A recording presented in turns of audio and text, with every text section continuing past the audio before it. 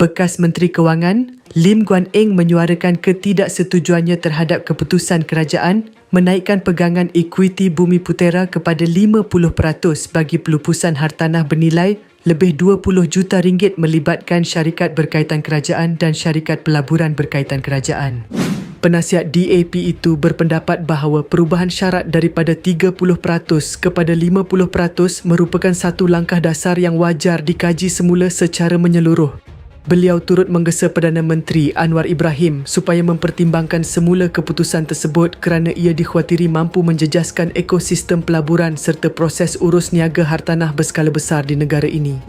Dasar-dasar dalam garis panduan pemerolehan hartanah ini telah dilaksanakan dan dikuatkuasakan oleh kerajaan terdahulu tanpa sebarang pindaan. Peningkatan pemilikan ekuiti Bumiputera daripada 30% kepada 50% oleh kerajaan semasa bukan sahaja menimbulkan kekecewaan dalam kalangan penyokong PH, tetapi juga menimbulkan kebimbangan bahawa kerajaan ini mungkin akan melakukan perkara yang sama terhadap instrumen dasar dan pengaturan pentadbiran lain, katanya dalam kenyataan pada Ahad.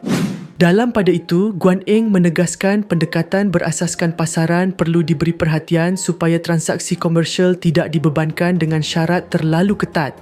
Beliau juga berpandangan bahawa perubahan dasar yang dilakukan secara mendadak tanpa penelitian menyeluruh berpotensi mencetuskan persepsi ketidakkonsistenan dalam dasar ekonomi negara sekaligus boleh menjejaskan keyakinan pelabur dan pihak berkepentingan.